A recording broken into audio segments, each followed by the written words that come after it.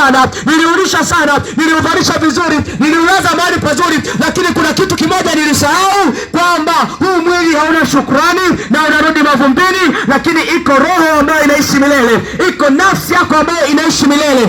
Ulisahau kutengeneza mahusiano yako na Yesu ili nafsi yako iweze kuwa salama.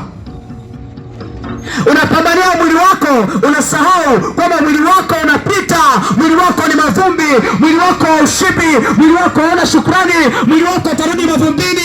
Unasahau ya kwamba roho yako na nafsi yako haihitaji hata hizo gharama ambazo unatumia kwenye mwili wako.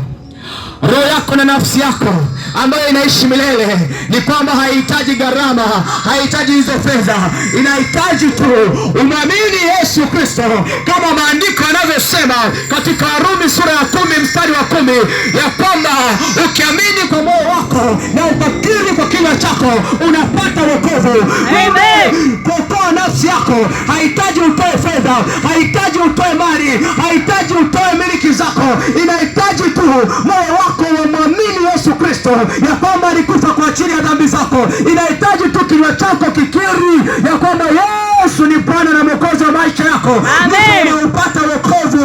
Kwa hiyo kumbe wokovu wa milele ni bure. Kwa nini tunatumia gharama nyingi kuokoa mwili ambao haudumu milele? Tunasahau kwamba imetupasa pia kuokoa nafsi yetu ambayo inadumu milele, ambayo inaishi milele. Nataka nikwambie mtu wa Mungu, kila kitu kinapita.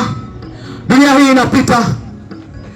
Unaweza kaa huelewi wakati mwingine, ni kwa sababu hujataka kuelewa, lakini unaelewa vizuri kwa sababu wewe ni shuhuda. Wangapi tulikuwa nao asubuhi ya leo lakini sasa hivi hawapo? Wangapi walikuwa wazima lakini sasa hivi hawapo? Wangapi walikuwa hai lakini sasa hivi wamekufa? Ukishakumbuka kwamba ujui siku wala saa ya kuondoka hapa duniani, utakata tiketi yako mapema ya kuingia mbinguni. Ukishatambua ya kwamba hapa duniani unapita tu, hapa duniani wewe ni mpitaji tu, utahakikisha kwamba umekata tiketi yako mapema. Yesu yuko moyoni mwako, ili wakati wote unapoondoka hapa duniani uwe na uhakika wa kuurithi uzima wa milele. Amen. Isaya sura ya 1 mstari wa 18. Isaya sura ya 1 mstari wa 18. Inawezekana ukawa unajiuliza, unasema kwamba I have sinned too much, I failed God too many times. God cannot forgive someone like me. You have lost hope. But you have to hear what the Lord is saying this evening.